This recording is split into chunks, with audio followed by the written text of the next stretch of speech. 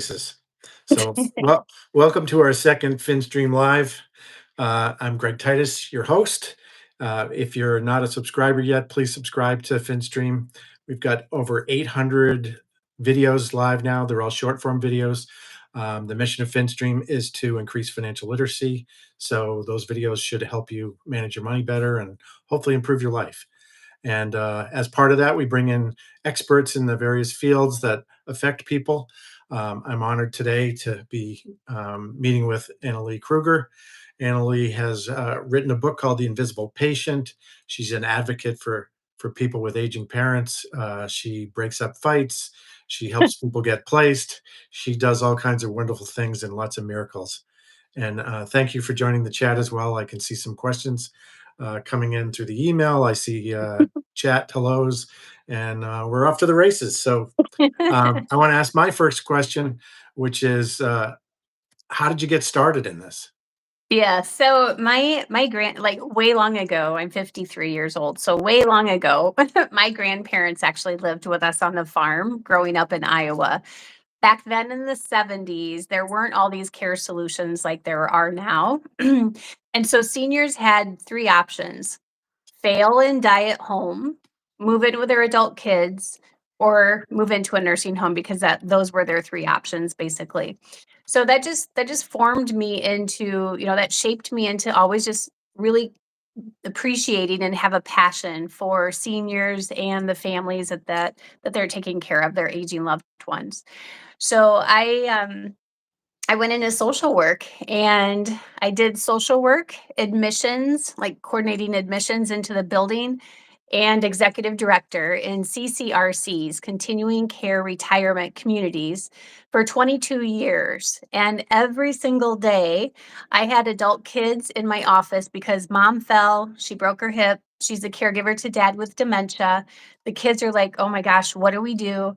Now, two parents need care. The hospital says, here's a list of facilities, go discharge or go find a facility because we're going to discharge tomorrow. And that's exactly how that happens every single time. And families are always blindsided by having to make really big decisions really quickly. So the kids would come in and they would do the tour with me, but they were just blindsided. They just had this deer in the headlight look, because unless you hang out in rehab centers or memory care units, it's a totally different environment, and it's intimidating. Oh, And so when totally. it's very intimidating, and just stepping into the building itself was like, oh my gosh, this is everyone's worst nightmare, is having to put their loved one in a facility, right? Always has been everyone's worst nightmare, will Yeah. always be everyone's worst nightmare. And so the tours would take like 2 or 3 hours at a time, because I'm touring the whole campus, because mom needs rehab and dad needs memory care. And when I would ask the kids, what do your parents have in order? Do they have long-term care insurance? What is their code status? Are they full code? Do not resuscitate? Are you the power of attorney? And the answers were always the same. I don't know. Our family never talks about things like that. They Yep. would also say things while I was sitting there visiting with them before or after the tour. They would say, well, Medicare is going to pay for everything, or assisted living is the same as memory care. And I'm like, no, everything this is all very different. And they also didn't understand dementia. Like, I don't understand how dad could be, a banker and he can't manage his own medications and figure out any problem solving skills, and he's wandering at nighttime. And so I was spending all of this time, educating families, and often doing family mediation while I have them in my office and doing the tour. And so in 2011, I left corporate America. I can't believe I'm going to say this in front of all these people, but I was going to get fired because I was spending too much time with the families, and corporate didn't like that. Oh, However, okay. what they were short-sighted about was that the reason that we were full with a waiting list is because I actually did what families need, and that is take time with them to help them understand, right? So It's a when I daunting task. There's so much information. Having gone through this recently, um, you just overwhelmed with information, and so many of the things that you just threw out, a lot of people don't know the difference between them, like Right, dementia versus Alzheimer's. right, Right, that's right. different even. And then some people have different levels, and you're trying to understand sort of where your loved one is at and what types of services they need. And in our case, we were in one facility that seemed great for a while, and then over time, it didn't seem like it was a good fit anymore, and we had to go through the search again. Mhm. And we didn't know about you. Had we known about you, we probably would have been knocking on your door saying, Yes. "Help us." Yes. Yes. And so, all of those things are daunting, and there's just so many nuances to every family. I've yet to work. So I've been doing this type of work for over 30 years, and I have yet to meet a family who understands aging. Like, why does dad's one doctor appointment take all day? Yeah, I've yet to well, there's 20 reasons why, but number 2, I've yet to meet a family that actually understands dementia, because they'll say things like, "Well, if dad's memory gets worse or if dad's dementia gets worse, then we'll figure out what to do." And so that just tells me there's a thick, thick, thick layer of denial. And it just seems like when families have a special needs child, they research the crap out of that disease and that diagnosis. They know that disease progression and that sickness, or, whatever disease that it is that they have. They know that disease forwards and backwards. But when our parents get diagnosed with dementia or whatever they get diagnosed with, adult kids, they don't seem to take the time to really dig deep and understand what is that going to mean. But part of that is because adult kids tend to assume that their parents are doing better at home than they really are. And yeah, so then when they come home once a year or quarterly or whatever, and then they're like, "Oh my gosh, dad's lost 20 pounds," or "Mom didn't recognize me when I got to the door," then that's when there's starting to be pretty significant awareness that in time you can't keep denying that. Or when the phone rings and it's the police department because your parent was a silver alert because they got lost while they're driving. I mean, some people need a big, like, knock on the knock on the head here to wake up and say, "Look, things clearly are not going well." yeah. Well, it's hard because, especially, young families, they've got so much going on.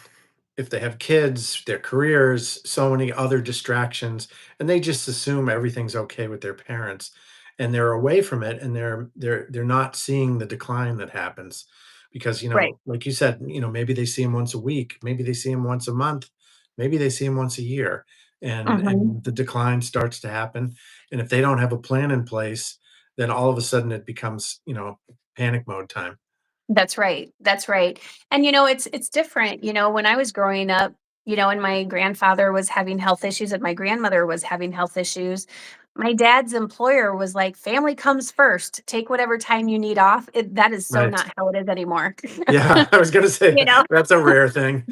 Yeah, so even just corporate culture has shifted. Now it's like, well, if you're not hitting your sales numbers or if you miss this really important client meeting, you're done. And so that's why we talk so much about when I'm educating families that are working with me, we talk about the physical, the financial, and the emotional and relationship toll that caregiving takes on you as a person, on you as your spouse. Because at some point, even the most supportive spouse is going to say, "Look, honey, I love you, but every time that phone rings and it's your dad and he needs toilet paper and it's 3 o'clock in the morning because he has his days and nights mixed up, or if we have to cancel yet another family vacation, or if you have to miss little Sally's soccer game," like that's when these relationships really start getting a wedge in them because of caregiving. And so we want to prevent, you know, we want to prevent those wedges from happening not only within your own family and your marriage, but with your siblings.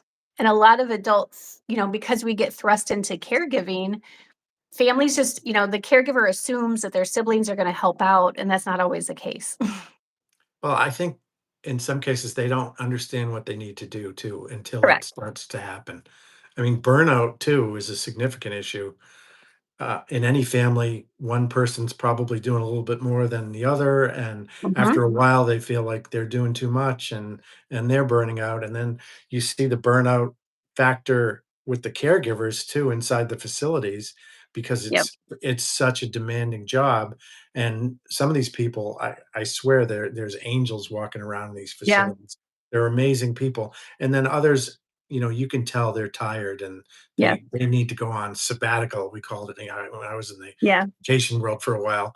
I think they need to have sabbaticals for these healthcare workers who get so overwhelmed with what they're dealing with all the time. Well, and that's just it. That's a lot of us left corporate America because you get burned out. You've got a pretty unhealthy, toxic corporate culture in most of these communities. And even since the pandemic, in my 30 some year career, I have never seen so many mergers and acquisitions in senior care. Yeah. And I've never seen so much massive turnover. We've got facilities that have, just even where my mom was, she was there a year and a half. They had five different executive directors in a year and a half. And there were weeks and even sometimes months between when they were able to fill that position. My mom was in memory care. They had five different wellness nurses or memory care directors in that time as well. And so a lot of times if there's no leadership there, then it's the wild, wild west.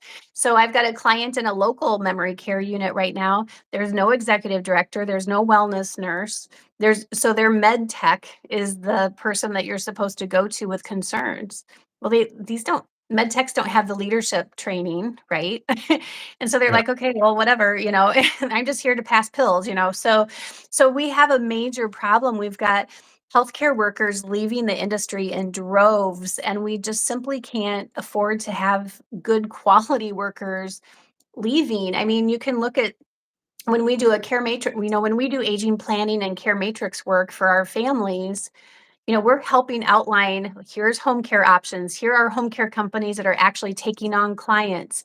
We have clients that are on waiting list with home care companies because they need 24/7 companions to help them at home. But the home care companies don't have the staff. So they might only be able to do 12 hours a day, and then family is filling in the rest of the time. And so even in care communities, you can't expect people to work double shifts all of the time.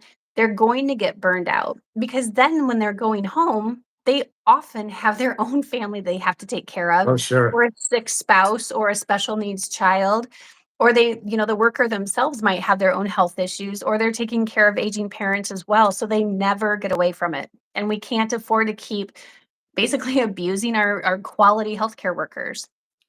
Now, you're based in Florida. Um, was your mom in Florida or was she in Iowa? Yeah, she was here in Bonita Springs in a Okay. memory care unit. Yeah, No, ultimately they served her the wrong diet and she choked to death. So oh my God. this is, so I'm not joking when I say that these care communities, when you don't have staff and they're not trained, or even if they were trained, that Yeah. doesn't mean that they're being managed and supervised. And it's the wild, wild west in many of these care communities right now. Wow. I would have thought Florida or, maybe Arizona would be at the top of the. People yeah, people assume that because this is kind of like where the seniors come, that we have like the top-notch care, and I would not say that. And I hate to say this, but when I moved from the Milwaukee market to down here in Florida, it really it really seems like I moved to like the twilight zone of care. It's like nothing I've ever seen in my career before. And and I'm not just totally trying to bash Florida because I live here, but I'm here to tell you that now, especially since the pandemic, um, these care communities all across the country are suffering.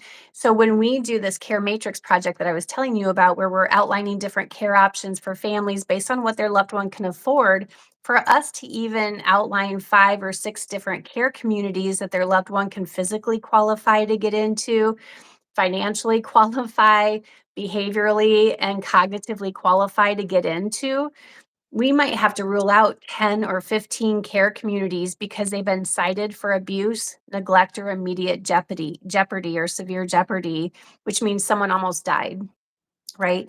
And so families don't know all of these different things that they have to look into, and when they try to do all of this on their own, they make horrible mistakes because they don't know what they don't know. And so I can only undo some things that families have done because they don't know that they don't know how to navigate all of this. Yeah, so, can you talk a little bit about the different types of facilities and Yeah. also how you would find out if one was good or not good? And I Yeah. know that can change quickly Right. because one that I had experience with had that sign up that says, best nursing homes, US News and World Report. And then it seemed like the care was kind of going downhill a little bit. And then all of a sudden that sign was no longer there, but Hmm. we didn't know what happened. Right. So, And that's why part of what we do with our families when we talk about aging planning or actually crisis management, because they come to us in crisis mode, we teach them how to be a bold advocate because you have to be a bold advocate. And if they don't want to take our class or work with us on how to be a bold advocate, and if they're not going to hire someone to be a bold advocate, I can promise you they're not going to have good outcomes. So when we talk about different levels of care, there's continuing care retirement communities. Those are CCRCs. So those are the ones that have all of the different levels of care from a full CCRC has all the levels from independent living to assisted living, memory care, skilled rehab, and skilled nursing. So it has all of the different care levels. That's a full CCRC. Those typically have pretty steep entrance fees. It can be 500,000. It can be 5, 6, $7 million just to get buy-in into it. And then you still have your monthly room and board fee on top of that. wow. Yeah, so that's why we talk about, well, that you have to financially, physically, behaviorally, and cognitively qualify to get into these care communities, and they actually have to have an opening. Many of our quality or more quality care communities can have a 3 to 5 year waiting list. So Wow. when families don't realize that, that's why I'm always every single one of these that I do, podcasts or webinars, it's about we need to be putting this plan together now if you Yeah, want to proactive. have the best chance of getting the best quality of care and also not destroy your family relationships along the way. So Yeah. full PCRCs have all of the different care levels. The value proposition of that is that they can take care of you as your physical, financial, and cognitive needs change. So there's lots of value and there should be because it's very pricey. Now, the second option would be what we call standalone facilities, like standalone independent living, where they only offer independent living, or they only offer memory care, or they only offer assisted living. The downside of that, and this is what I work with families all the time, because they're like, well, that was the one that we moved mom into. Well, now mom needs a higher level of care and they don't offer it. So now they have to start searching for another option, right?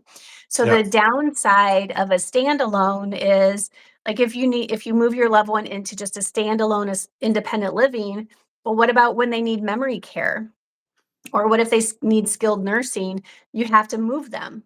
Or you bring in 24/7 care into the independent living apartment. But then what's the plan when you can't afford the $30,000 a month in home care 24/7 or the caregiver doesn't show up for their 12-hour shift? Who's going to take care of mom? So there's a lot of different that's why I keep saying there's a lot of nuances into putting a plan together. Then there's partial CCRCs that might have like just two levels of care. Those are typically like independent living and assisted living or assisted living and memory care. But then the challenge again is what if you need a higher level of care or mom needs memory care and dad needs assisted living, but the community doesn't have an opening for both of them. And then again, that's when moms and dads get separated. Then you've got your skilled nursing center, which is the nursing home, right? So that's where you go. They've got 24/7 care. It's the most expensive because that's where they have the registered nurses. They've got the dietitian. It's a nursing home. And then you've also got memory care, which is two different kinds. There's secured memory care where it's a locked door, so Yeah. they can't get in and out. And then there's alarmed memory care where it's just an alarm. So if they do push on the door, they can get out. And Well, so that's a little frightening. families don't know, and alarmed memory care is for people who don't wander. But if they start wandering, then alarmed memory care is not going to work because they need secured memory care. So that's why I'm saying there's just a lot of different things that families don't know to think about. And they certainly don't know to ask these questions. That's one of the reasons I started my own consulting company is to help families understand the good, the bad, and the ugly of aging, senior care costs, senior care options, and then the changing roles. Because when you go from shifting from being the daughter to now having to take your dad to doctor's appointments or taking your dad to get him to the bathroom or shower him, it can be pretty uncomfortable. And at some Sure. point, families will find that it's just not sustainable for their lives in general, and it's not what parents want usually. Yeah, so it sounds like it's the kind of thing that you really need to get started on early. Like if your parents are, I don't know, 60 plus and you're in your 30s, you should be having that conversation with them and trying to understand what it is that they want when they get to that point. Well, here's the thing about that though. You're like, "Great, what?"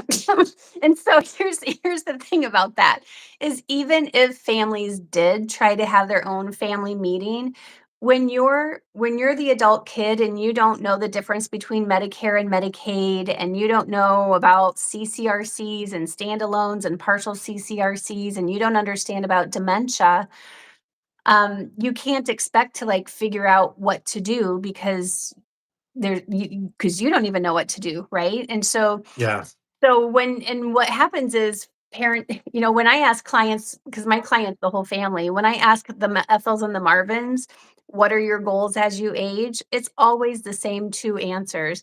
I want to age in place at home, and I don't want to be a burden on my kids.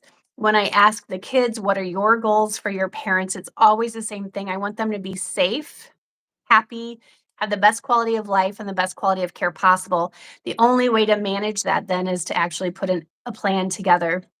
And so when families do try to facilitate their own family meeting, if they don't have the information they need to actually be able to put a plan in place, then they're not going to put a informed plan together.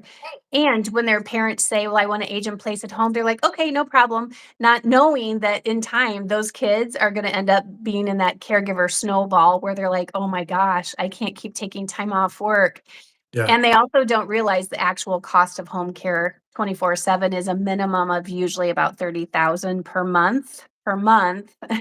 And you've wow, got 2 aging parents that can easily be 50, 60, $70,000 a month. Say, we'll just use my parents as an example. My dad is 6'4", 240 pounds. I get my height, not his weight, but that's where I get my height from. And then mom, when she was alive, she was morbidly obese and she had early onset dementia. So she ended up having her days and nights mixed up. She was sundowning. She was never feisty or paranoid or anything like that.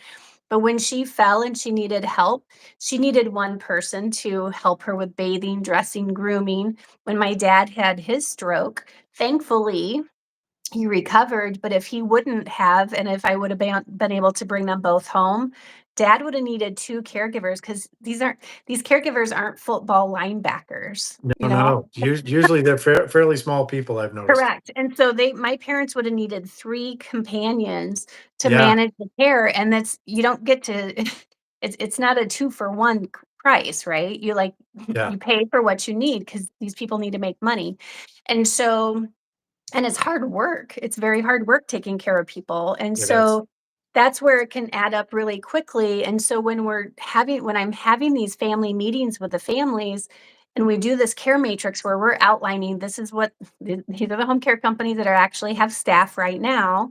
Here's what their shift minimums are. Here's how much they charge. Here are different care community options, and we're fee for service consulting. We're not these placement companies that take the commissions or whatever from the facilities. It's a fee for service model. So we have our client's best interest at heart. And so this way, now that families have the actual financial data, now we can have that conversation about, okay, now that you know it's going to cost $50,000 a month for care at home, how long, like, what is your financial runway to be able to afford to do that so that you don't jeopardize future care community options in a care community or a care facility because you spent your nest egg trying to age in place at home, Yeah, and right? aren't there some facilities that won't take Medicare, for example? Medicaid, right. Medicaid. And so see, that's the other thing is families, it's confusing. Medicare, Medicaid, assisted living, nursing home, what does all this mean? And Yeah, so that's why so much of our aging plan or crisis planning is educating families so they can make informed decisions. Because you're right, facilities don't want someone coming in on Medicaid because they don't make money on them.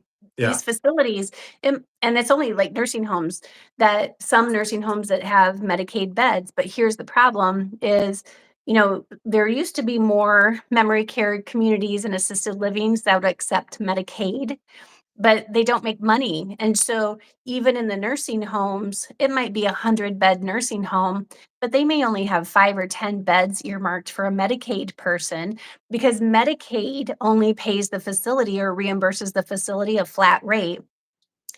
And a lot of Medicaid people might take much more resources than what they're actually getting, than what the facility is actually getting paid. If you've got a morbidly obese person who's diabetic on 16 different meds and has dementia and is wandering, they're going to be what we call a high resource resident.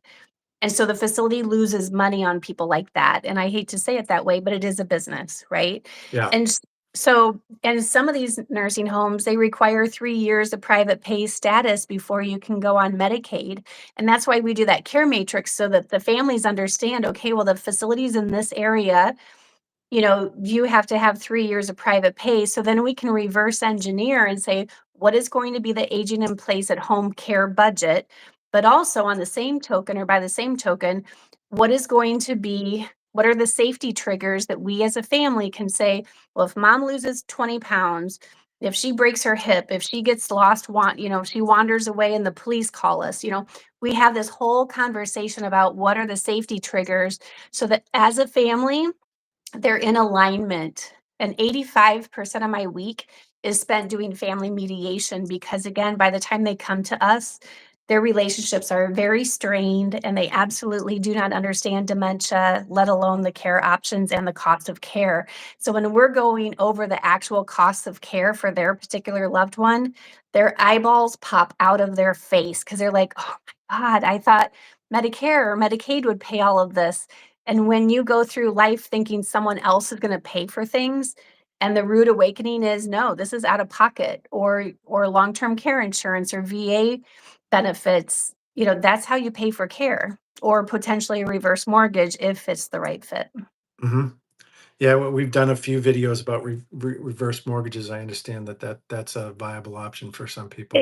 it could be, it could be, but even, the other day I was doing a meeting with with a reverse mortgage person, and I told her, I said, "Do you understand how much staying at home care can cost for 24/7 care?" And she's like, "No, I have no idea."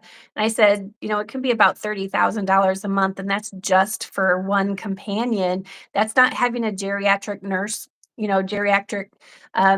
coming in to set up medications, coordinate your doctor's appointments. Those are usually anywhere from 85 to $300 an hour. And so that's where it can get really pricey to age in place at home. And so she's like, "Oh my gosh, on some of these reverse mortgages we do, they could only afford to, stay at home for about 5 months on at those rates." Wow. So so even the financial professionals really are quite um, unclear about the actual cost of care. That's why I keep focusing on we have to use a collaborative approach. Financial industry and senior care industry, we have to start working together and stop working in silos. Yeah. So, do you work with CFPs, certified financial planners, um, Yeah, people's yeah. representatives, attorneys? Yeah, so all of them.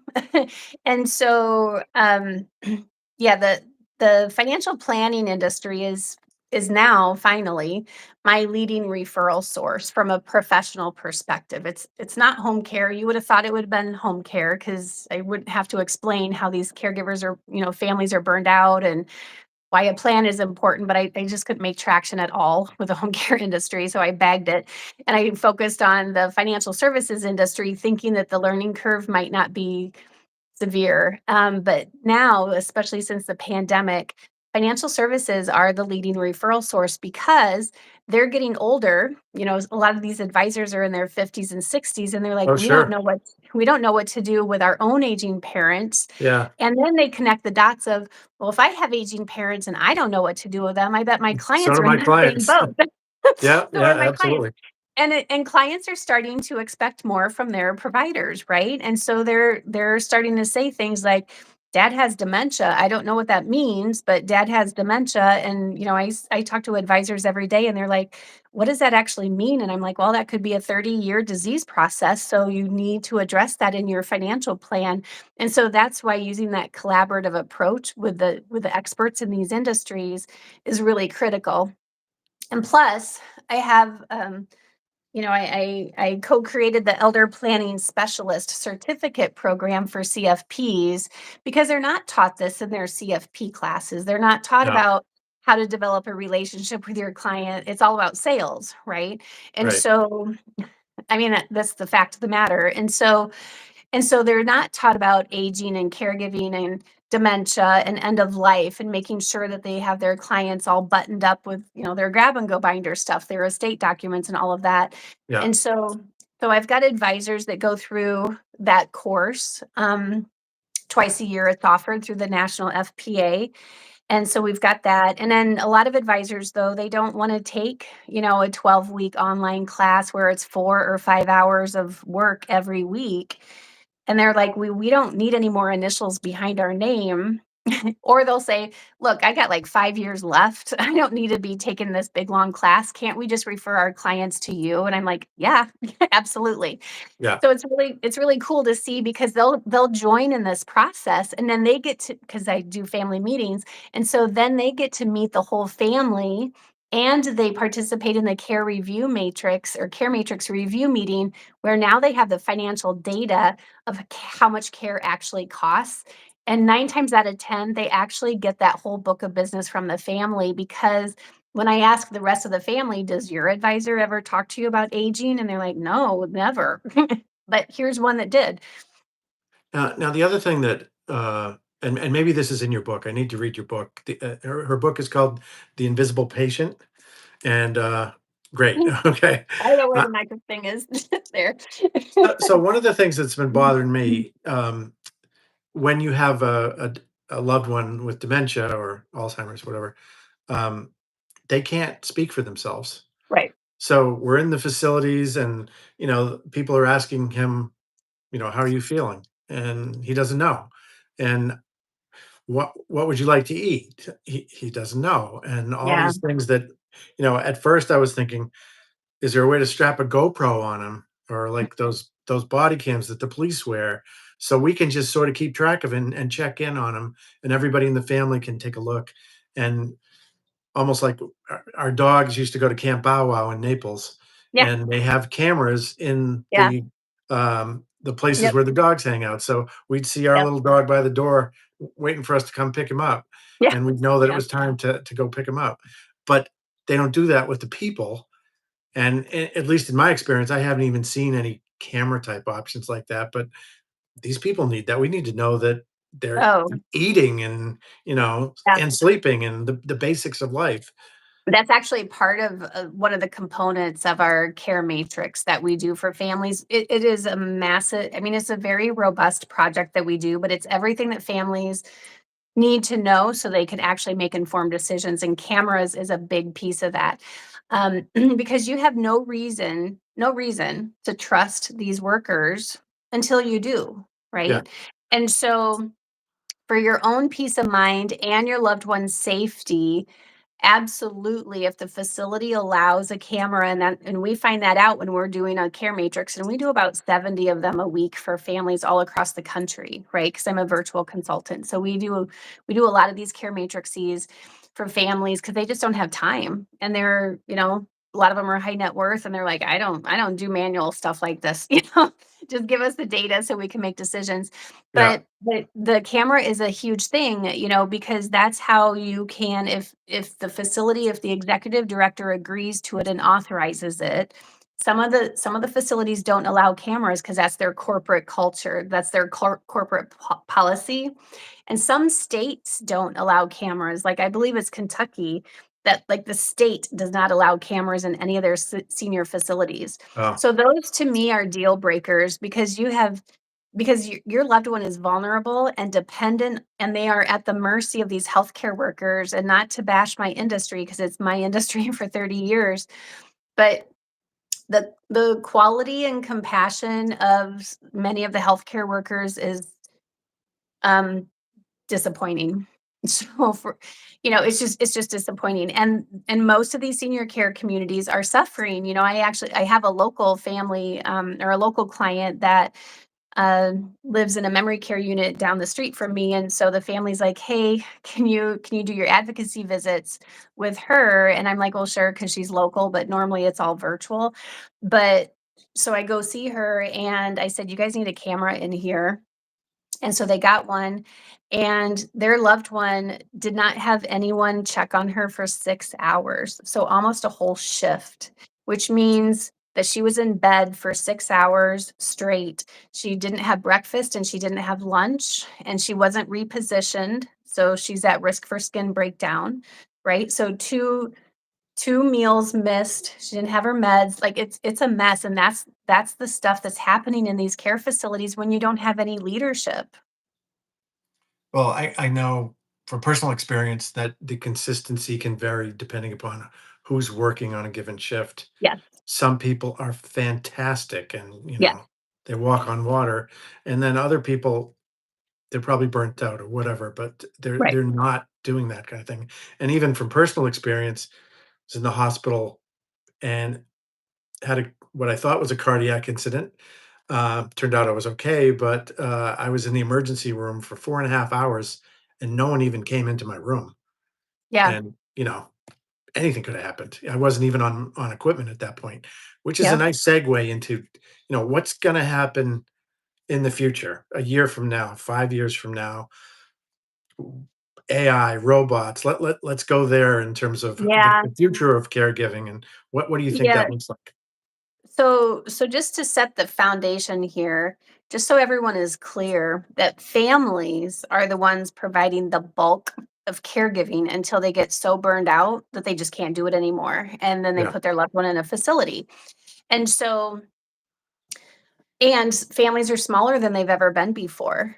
This is what I wrote my thesis on in 2008 about yeah, the changing landscape of senior care because families aren't, I'm a farm kid from Iowa. Everybody had 12 kids because more more hands hands working make on the light work. farm. More Sure. hands make light work. And Yeah, so, that's just not how the world is anymore. There's a lot of these solo agers. There's people that just focused on their career or they didn't do the whole dating and marriage thing. And so we have a shortage of family caregivers, which means we also have a shortage of healthcare workers. And so I never thought ever in my career I would welcome the idea of technology and AI and robots, but we're there. We have to embrace it. We have to know that that is going to be part of the equation of senior care because we don't have staff. I was talking to a new client in New York today because my clients are literally everywhere. And she's like, "Hey, my dad had a robot in his room because he needed someone with him. He needed a sitter, and there's no sitter because of his dementia and trying to get up and walk around, and he's not able to do that. And so the hospital has a robot, and so they're like, when I went in to visit my dad, it was just really weird because there's like this robot sitting there with my dad, and I said, I know it feels weird and maybe icky, but this is what we're gonna have to get used to. Because by the time, Greg, that you and I need care and everyone else, that is who's probably gonna be taking care of us. yeah. I'm thinking Rosie from the Jetsons is going to be I keeping me know, alive. Rosie. So I don't know if you watched The Big Bang Theory, Yes, but I love Big Bang. so Jim Parsons, I think he was sick or was afraid of getting sick or whatever. So he created Virtual Gem, Yes. or Virtual Sheldon, and it was a laptop on a stand with wheels, and it moved around with the help of a remote control, and Yep. that was pretty much what we experienced recently at the hospital. when we went in to visit our family member, and the person on the other side of the room, it was one of those rooms with the curtain down the middle, Mhm. was a dementia patient, and he was concerned that, I think in his mind, he was back in the Navy, Yeah. and he was supposed to be doing something, and he kept trying to get out of bed and unhooking Mhm. himself from his equipment, which probably put his life in danger. And he kept saying, when the voice came through the Yeah. robot, um, he said, "Am I in trouble? I need to go finish that assignment." And I Mhm. felt so bad for the guy, and I tried to reassure him too. But the Yeah. good thing was there were voices coming through the robot that were probably monitoring multiple people, but Mhm. that's a way to scale some of the people Mhm. that work in those facilities. So I was Yeah. impressed with that, and I thought, well, now I'm seeing these robots on the different social media feeds that look Yes. almost like humans.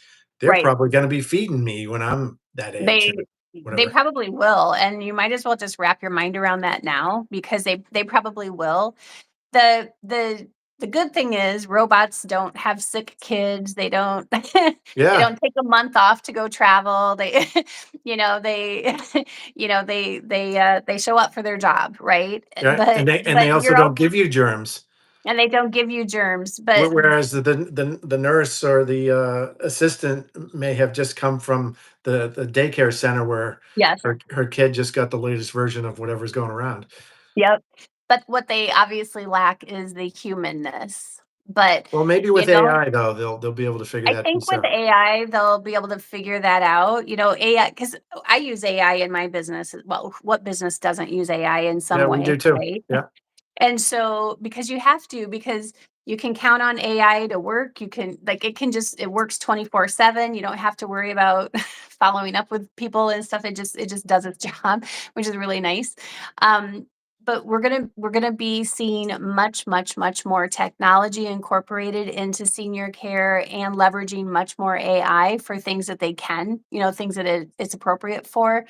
And even, because I have relationships with literally thousands of people across the country, and there's companies that are doing virtual caregiving assistance where it's like a robot that just sits there, and at least there's a presence in the house, and it's a lot cheaper long term to do this than having to pay 24/7 care and then have Sally not show up for her shift, or mom really loves Sally and now Sally is going to be assigned to another patient because mom was in the hospital for 3 weeks and Sally can't just sit around waiting for mom to get out of the hospital, so they yeah. reassigned her.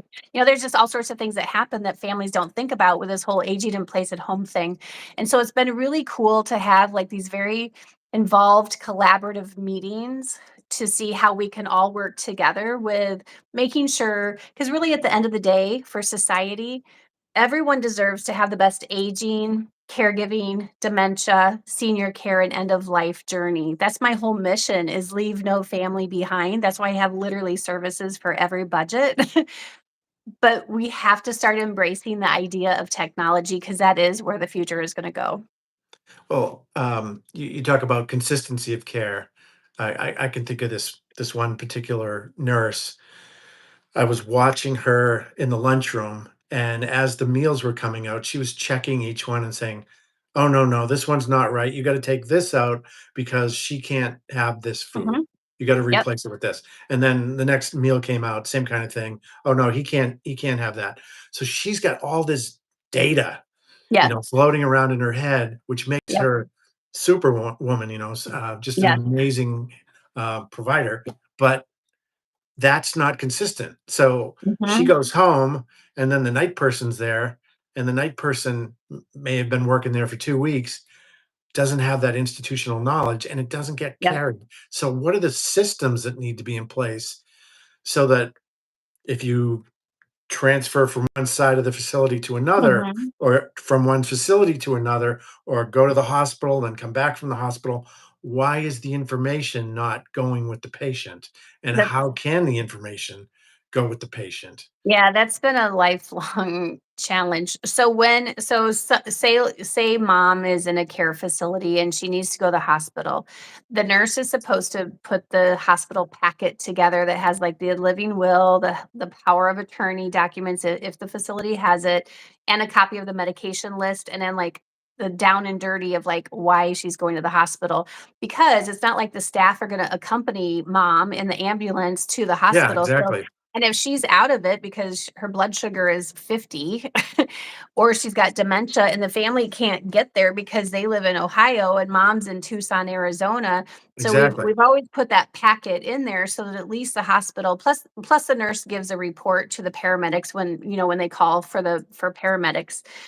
But there's a lot of communication that gets lost in the shuffle, because then once they get to the hospital, and a dementia patient doesn't do well in a hospital because everything is new and there's new sounds and noises and the staff don't know them. And I'm here to tell you that hospitals do a very lousy job of training their staff on dementia care. Yeah. they just they just do not do a good job of that at all. And um, so even if they transfer out of the ER, which they could be in there for 3 or 4 days because we have such a backup, in the hospitals, That's they it. could be. That's exactly what we just experienced.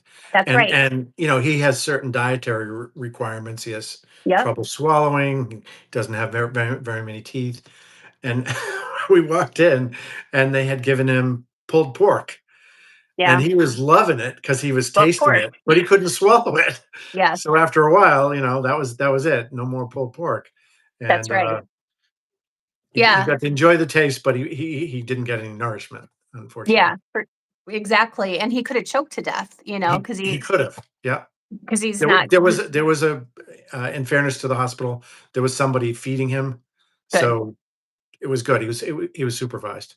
But then they Yeah, asked questions about, "Don't you remember that I just told you that?"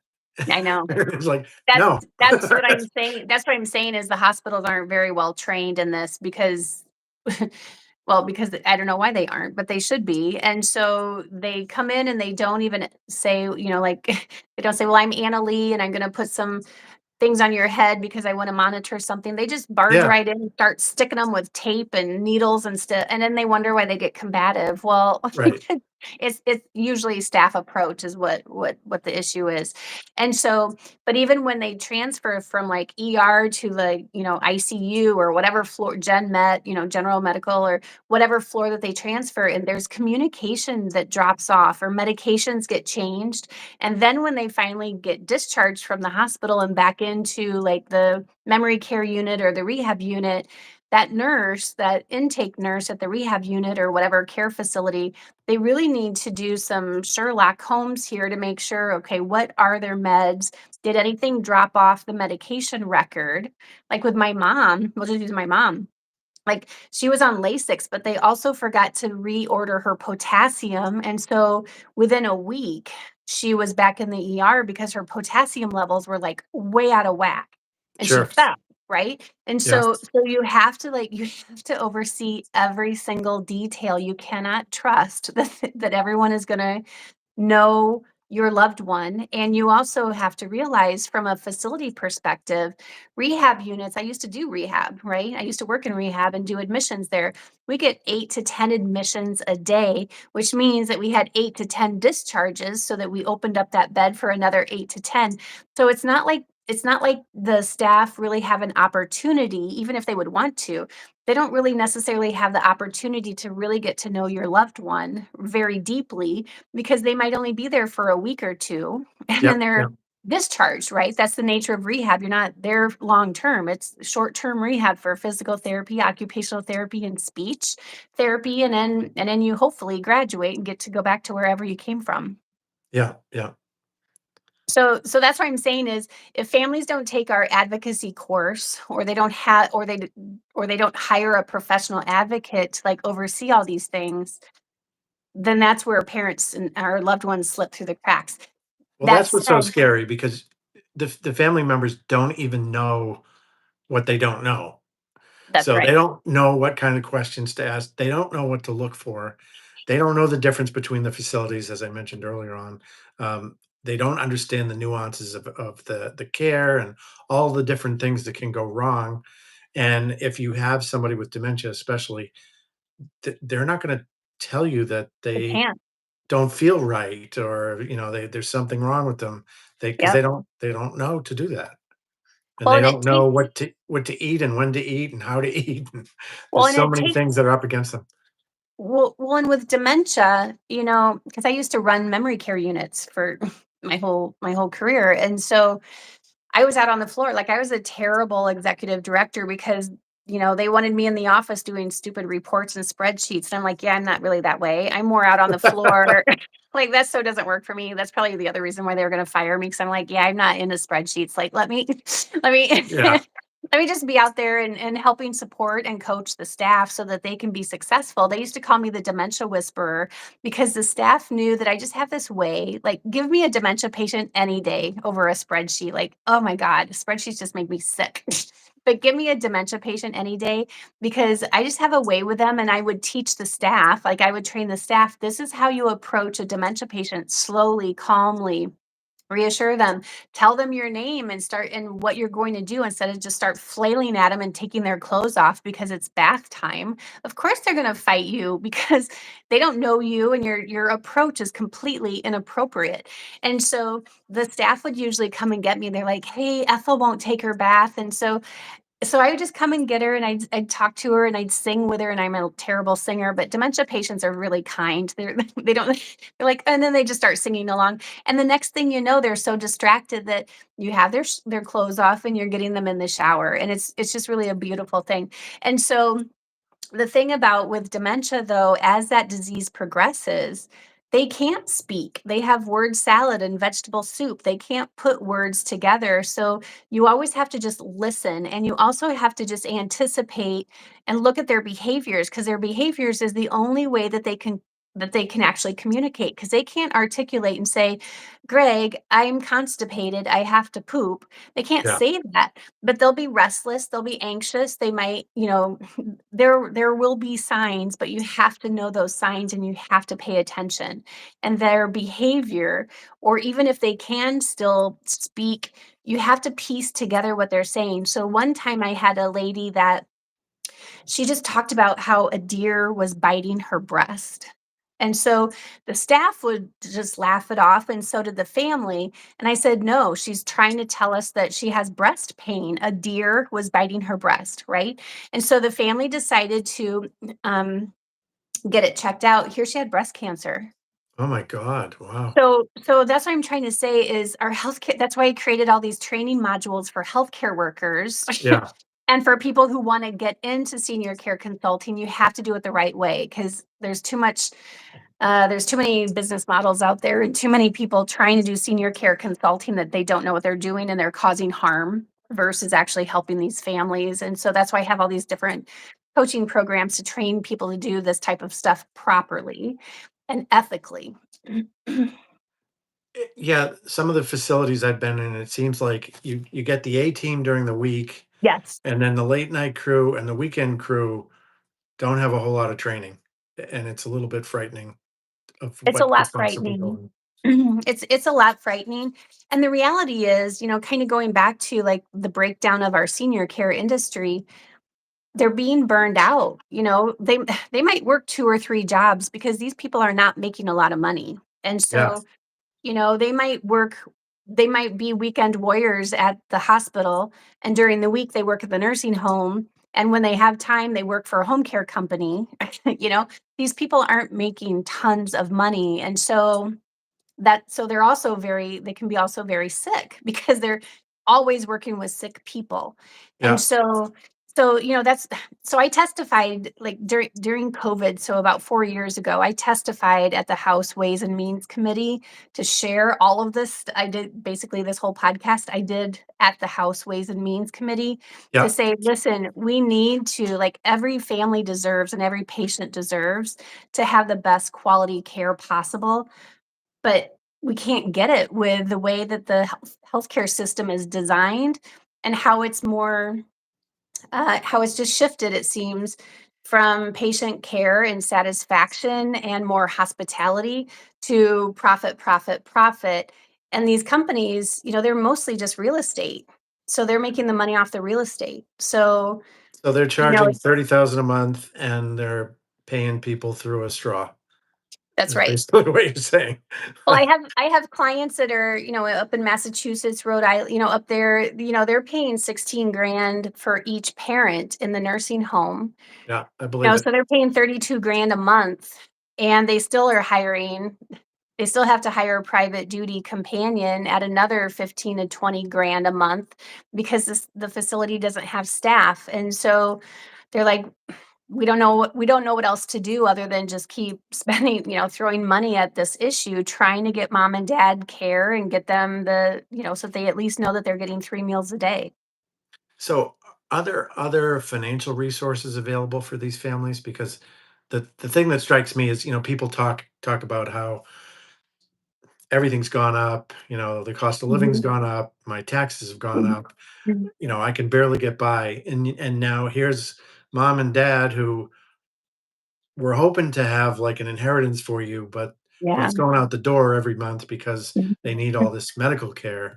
Um, Mhm. and you're watching that money go out the door, but you don't really have any money to help your mom and dad at this point. Yeah. What do you do?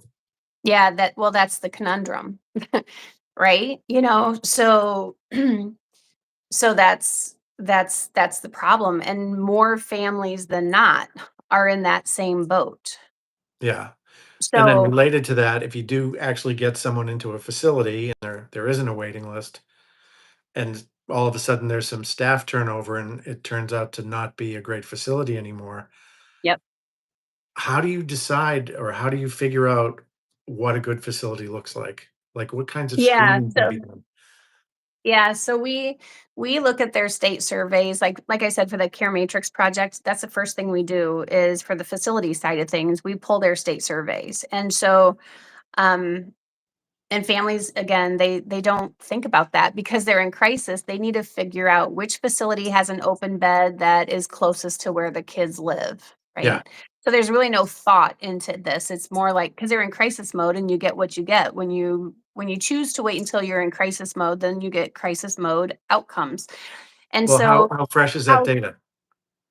well, so that's the other challenge is because not all states keep their website uploaded or updated. And all facilities are required to keep their state survey, like usually in their front reception area, but they don't all have it posted. And so like in Illinois, it's hard to find their state surveys because their system is really down. They they don't have enough people to keep uploading the surveys, right? And so pulling their state survey, but here's how we teach families how to do tours. I have an 8-page checklist and training program that I take our clients through if they're going to do the tours on their own instead of hiring us as their virtual tour advocate. So things like just simple things when you're on the tour, looking around, do the residents look like they're happy? Are they engaged in activities? That's the other thing. I started out as activities assistant when I was in college. So we actually did like activities with them. Well, nowadays they're so short that they just short staffed that they Yeah. use like these computers on this like stand, and then that's where they play TV, that's where they play music. That's the activities in most of these places because there's not people necessarily. And Oh, so right, there's not an activity person there necessarily, so they just plunk them in front of the TV or the music, and then they count that. Even at church, they have the online church programs now instead of yeah. always having like a minister actually come out and do communion and stuff like that. So we teach families how to do the tours if they're not going to hire us to do it. So things like, do the residents there look happy? Is it 3 o'clock in the afternoon and you're doing the tour, but the residents still have oatmeal on their shirts from breakfast? That can be a red flag. Yeah. How is the maintenance of the building? Does it stink? Look at Yeah. the toilet. Oh, Is yeah. there If the gunk? place smells like urine, that was the first thing that we said, okay, That's right. knock that one off the Yeah. list. So, does the place smell? Now, granted, in a nursing home, there is going to be odor from time to time because it's a nursing home. All of those people need help. Most of them need Yeah. help getting to a bathroom. So you're going to have when you have 100 incontinent people, it is going to smell like that at times, but it's all in the odor management. Like, are the staff good about making sure that, yes, they cleaned up Ethel, but did they make sure that they, fragrance the room in a good way? And so other things like, what kind of activities do they have? What are your staffing levels? What kind of turnover do you have? How secure is your financial status of a facility? Now, the admissions person isn't going to know that. So that's part of what we get in our research is like, how financially stable are they? So that you don't put in this like $1 million entrance fee and then all of a sudden you get the notice of like, oh, now it's under new ownership. Okay, well, what is that going to mean? Other things, do the residents, or if your loved one is already in a facility that, that they're in now, do the staff do a good job of making sure they're clean, that they're dry, that their wheelchairs and walkers are clean and working? Do they make sure that Ethel has her hearing aids in and that she has her dentures in? Are her glasses clean? Do they brush her hair? Just Yeah. basic. I know it's funny, but it's like just basic human decency is really hard to find sometimes. And then other things like having to, if I have a concern about meals, who am I supposed to go to? Or if mom tells me that the call light's not being answered, who do I go to? We do call light audits on a regular basis, and all of our clients are virtual. So we'll say, okay, Marvin, push your button, because we have them either on Zoom or on a phone call. So we'll say, like last week, we did call light audits, and it took 1 hour and 38 minutes for one of the facility responses to answer the call light. So Wow. then we go back to the administrator and say, look, we did call light audit and Marvin's call light wasn't answered for 1 hour and 38 minutes. And this is how we know it because I was on Zoom with him the whole time. Yeah. Right. And then checking the laundry as well. Like, how often are they doing laundry? Are they missing clothes on a regular basis? So those kind of things, but also just listening when you do the tour. The other day I was doing an in-person tour and one of the workers was behind the, working with a dementia patient. The door was shut and she's literally yelling at him in her accent that she has, because we have a lot of non-English or very poor English speaking workers here. And she's literally yelling at him to sit down or stand up. She's giving him all these different directions and like boom, boom, boom. And I would be confused too, but she's so loud that during the tour, we could hear her yelling. And I'm like, so how often does this happen? Yeah. Right. Yeah. And this is a dementia patient where you don't yell, you approach slowly and calmly and explain what you're there to do in very simple terms so that they can understand that you're not a threat. And Right. so then you wonder why they punch or kick or strike out or try to bite. Well, because they're scared because the employee did the wrong thing. Yeah. Yeah. No, I would think it would be very frightening, just in general, because you don't understand where you are, how Yep. you got there, and then to add these layers of Yep. complexity makes And it then really difficult for the patients. other things too, like in the parking lot when you're there, ask, catch people in the parking lot and say, "Hey, I'm thinking about this place for my mom. Do you have a That's a loved great one idea. here? Yeah. You have a loved one here. Tell me your experience." And then give them the floor to do that. And if you had to do it over again, would you choose this facility? Yeah. What don't you like about it? What do they do well? Do you feel safe do you feel confident that your loved one is getting taken care of? So So are there are there review sites like a Yelp for these kinds of facilities So or you can look at reviews, but otherwise there's like Medicare.gov that has a different state surveys on it if they got uploaded. And so that's what I'm saying is for us to even help present 5 to 8 different options, and I don't like no money changes hands with these facilities. I have an ethical business model. It's fee yeah, for service. It's client focused, not commission focused. yeah, And so, that's the first thing that we look at is their state surveys. And like I said, most of these, for us to get 5 to 8 as even potential viable options for our client, we have to rule out 10 to 15 communities. And everybody is always shocked because they're like, well, that's a high-end community in our area. And I'm like, well, I can't help it. They've been cited for abuse the last 3 years. yeah. So now, I'm here to Wow. say, though, that just because a facility didn't get cited for abuse and neglect doesn't mean it's not happening. It just didn't get It didn't reported. get reported yet. Yeah, because where my mom was, she moved in 2 weeks before the world shut down with the pandemic, and it was hell. It was Yeah. absolutely hell, because even as a professional advocate and doing what I do, I was not deemed essential. Ombudsmen were not deemed essential, and the Yeah. state was only coming in to do infection control surveys. So after 6 weeks of shutdown, my mom had 6 open areas. She had another UTI and several a urinary tract Uh, infection and yeah. Yeah. several falls. And I could not make any headway with the executive director or the wellness nurse. And just when I thought I was going to make headway, then they both quit. And then there were weeks without any kind of leadership. And so I ended up, and this part of this is what you do if you have concerns and complaints about the care facility. First, document everything, take pictures, set That's up great care advice. yes, document date, time, who was around, what are the issues. So I have pictures of my mom that I had to take through the window, because I'm like, Mom, let me see your tummy, let me see your legs, and I'm taking them through the screen because it was COVID. Yeah. And thank God she was in a facility that was a single floor, because if she was on the 3rd floor, I wouldn't be able to see her at all, right? Wow. Yeah. And she was always like, "Why are you and Dad standing out there? I have chairs in here." I'm like, "I know, Mom," but so I mean, that Poor whole thing. thing was just awful. It Yeah. was handled horribly. And so anyway, within 6 weeks of the shutdown, where even I wasn't deemed essential, she had 6 open areas. She was falling. She had urinary tract infection. It was just terrible. And so I couldn't make any headway with the staff in the building, even though I was scheduling care conferences, emailing back and forth. Documentation is key. So I called the corporate office in Michigan, and I'm like, "Hey, this is what's happening." They didn't call me back. I left 2 messages. They didn't call me back. I called the ombudsman. Every state has an ombudsman. An ombudsman is a program who their job is to work as an advocate for seniors in a senior care home. So I call the ombudsman here, and I'm like, "This is what's going on with my mom. I can't make any headway with a wellness nurse or with the executive director." And she's like, "I'm sorry, I can't help you. We weren't deemed essential." Right? So Yeah. the only other option is to file a complaint with a state. Now we know that everybody's in a different state listening to this podcast.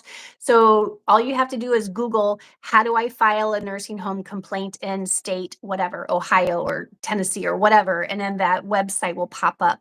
So here it's ACA, right? And so I filed a 35-page complaint letter with pictures of my mom to the state.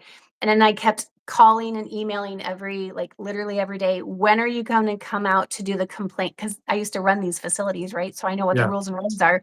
And so I would call ACA, which is who we have to report them to. And she said, "Annalee, you don't have to keep calling. We don't have nurses that can come out." She said, "We get 600 calls every day." Wow. 600 in Yeah. Florida every day during the pandemic. And she goes, "We don't even know what to do about it." I mean, she was heartbroken. She's like, "You are just one of 600 people that call us every day with concerns and complaints and stuff." And so it took the state, that was June. They didn't come out until the following February to do the complaint survey, and all of my complaints were founded, which I expected that because I know the rules and regs.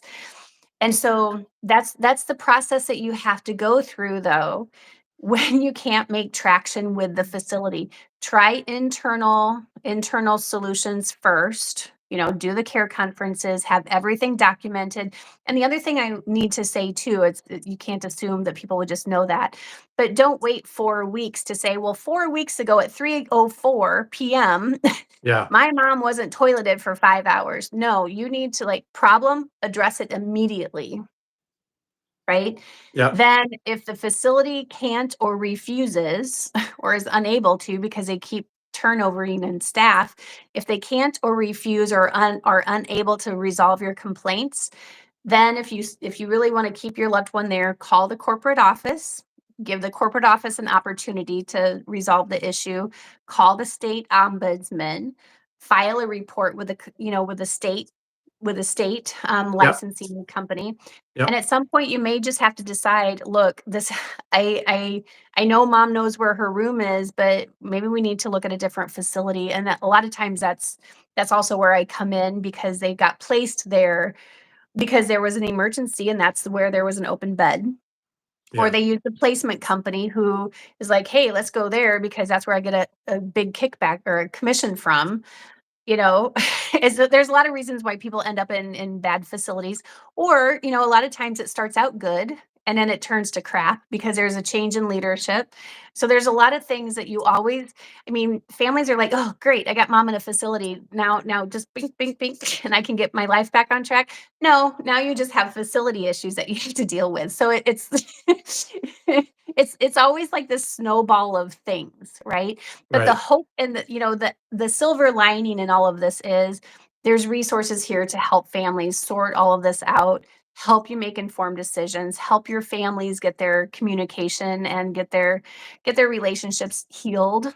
Like I said, 85% of my week is doing family mediation because they aren't getting along and they don't understand dementia and they're worried about inheritance. And now that they're like, oh my goodness, I didn't realize it was going to be 50 grand a month for mom to stay at home.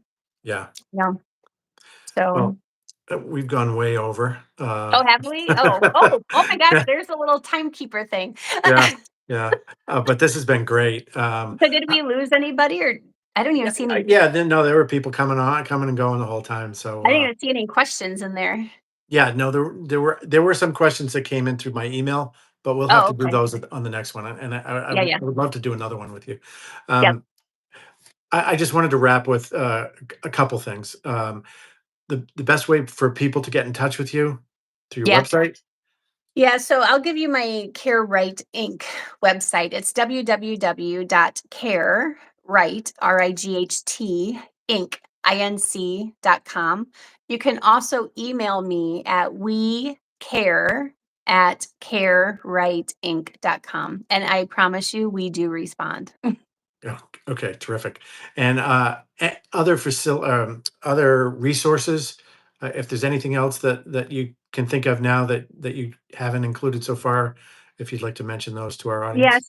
so other resources that families might want to think about is, there are tons of free resources out there, but in my experience, families don't always take the time to learn about it until they're kind of forced into it. So here Yeah. are, if you're like on the brink of going, hey, mom's starting to be a little forgetful or she doesn't always remember things, the Alzheimer's Association, everybody's heard of them. They are federally funded. They have bazillions of dollars, but but yet there's all these families who still don't understand dementia or Alzheimer's. Well, so free resources, there's the Alzheimer's Association to even learn about, dementia and different Alzheimer's and different dementing illnesses. There's the ADRC, Aging and Disability Resource Center. Every county has a county program like that where it's free resources. They don't do what I do at all, but it's a resource center, so you can ask questions there. There's Department of Human Services. If your loved one has a specific disease like Parkinson's, there's the Parkinson's Association. If your loved one has ALS or MS or frontal temporal lobe dementia, there's all these, associations that you can learn more, and all of that information is free. But no Terrific. one really does actual aging planning. I was a pioneer in that in 2011 when I went virtual, and I'm still pretty much the only one out there really doing proper aging planning. If you're like, hey, I kind of like what this gal said, but I want to see if there's someone else that does what I do. These are the questions I encourage families to ask. What is your actual experience in aging and family caregiving and dementia? Like, how can you help me? Yep. What is your actual experience? Because unfortunately, there's a lot of people out there that are like, huh, I think I want to do senior consulting, but they maybe took a 4-hour dementia training certification class, and now all of a sudden they're a dementia expert. Yeah. Yeah. or, or they took some class and and now they're like some sort of expert. So, and how do you get paid? Now, that's fine if you want to use a company that only does placement, where they're like, okay, these are the places we get a commission from, so those are the places that we refer you to. But it's just a transaction, and there's not going to be the white glove approach as far as like family meetings and mediation, and make sure that you have your grab and go binder in place, all the documents in order, and care advocacy. So all they do is placement, and they can't help you if you don't have money either. Like they can't do Medicaid placement, right? So how do you get paid? When are you available? How do you help me? How much do you charge?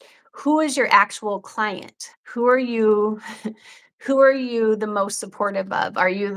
If you're paid by a facility, are they really, that's just a business model that just doesn't sit right with me, right? Yeah, yeah, And I'm not totally bashing it. It's just that's not a business model that sits right with me. These families deserve to be the front and center of it. Needs to be, they need to be the ones that can make the decisions and not be pressured into different care communities because of a commission fee structure.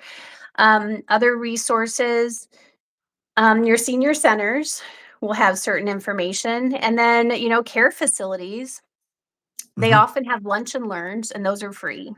okay, So there's all sorts of different free resources. It's just a matter of tying everything together. ARP has amazing. They have a very robust, and they also have a ARP family caregiver support group too that's online, that are thousands and thousands of people are in that. oh, that's a great idea, yeah, yeah, I'm familiar with AARP.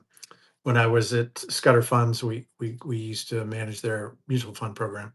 Oh, yeah, yeah. Oh, and then for veterans too, the VA, and a lot Yep. of what they do, that's free information too. And so there's all sorts of resources, but what makes it confusing is no one is tying everything together, and that's what we do with the consulting that we do. So is a lot of that, information available on your website too? The free resources. Yeah. Oh, no, I have just kind of like the bare bones, because when families are coming to us, they are overwhelmed and scared, and if you have too much noise Oh. on your website, then they then they go Understand. down this rabbit hole, and by the time they come to me, they're not gonna be using the ADRC. They need an actual plan. They need someone to help them. Got it. Okay. Yeah. All right. Well, I guess we'll wrap here. Yep. I hope everyone enjoyed this show. It was really nice having you on the show. Love to have you again. And, you know, if you haven't subscribed to FinStream yet, please do like and share this material. That will help a lot of people. It absolutely Have a will. good night, everyone. Thank you. Thanks, everybody. Thanks, Greg.